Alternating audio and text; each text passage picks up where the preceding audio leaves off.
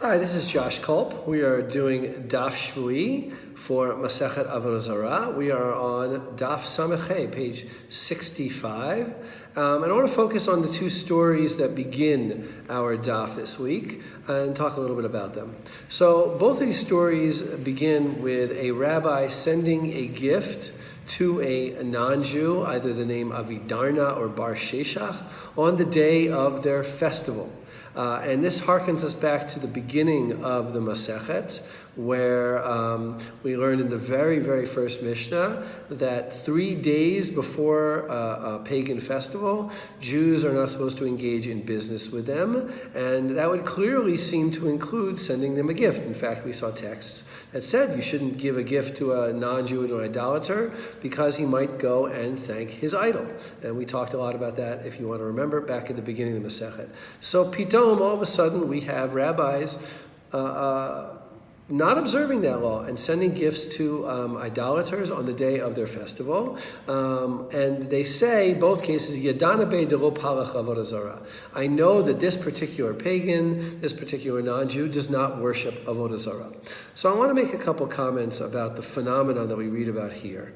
And there are particularly two issues. One is that it seems that by rabbinic times, and historians talk about this a lot, Greeks are not so quite as adherent to their paganism. They're not so excited about idolatry. The rabbis live in a world full of idolatrous symbols and statues and adorning every area of their world is an aspect of Avodah Zarah, but there really doesn't seem like what historians teach us is that Greeks really believed in it all that much. They had developed a much more philosophical way of thinking about life, and they really kind of paid sort of lip service, if you will, to idolatry. It doesn't mean that the rabbis were permitting that idolatry, it just means that the notion of an non-Jew who really isn't all that into idolatry was very common for them. I was just in France a couple weeks ago, and France, if you visit there, you know, is full of cathedrals. Every other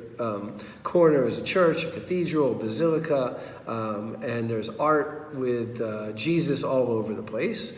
And Italy is the same way. And yet France is currently one of the least religious countries in Europe. And most of those cathedrals are used for all sorts of other purposes, either for tourism or for concerts. And some of them have just come into disuse because they have all these cathedrals doesn't mean that the French are all that religious.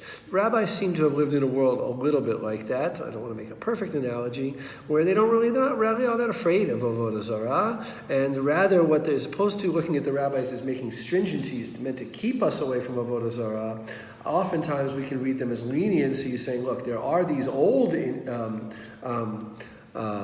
prohibitions. How can we sort of observe them and still work around them? And this is one such example.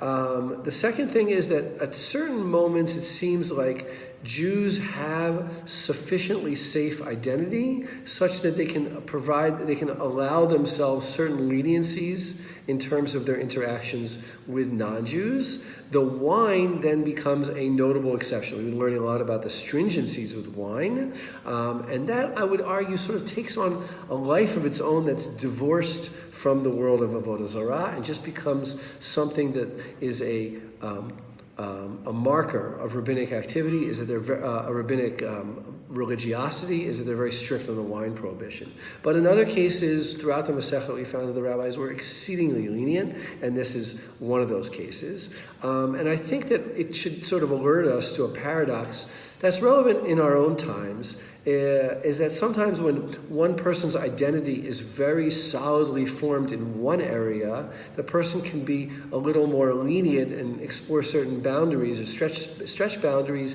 in other areas. Somebody who, for instance, lives in a very, let's say, very Jewish neighborhood and keeps a very, very kosher home and is very observant of all sorts of mitzvot, probably has less to worry about certain other leniencies or practices that he or she takes in intermingling or assimilating than somebody whose life is thoroughly assimilated may find those same practices could lead to complete and utter assimilation. So it's something to think about. Assimilation is still a topic. How much are Jews supposed to be separate from the world? How much are we integrated with the world? That's the topic we've been learning about a lot in this Masechet.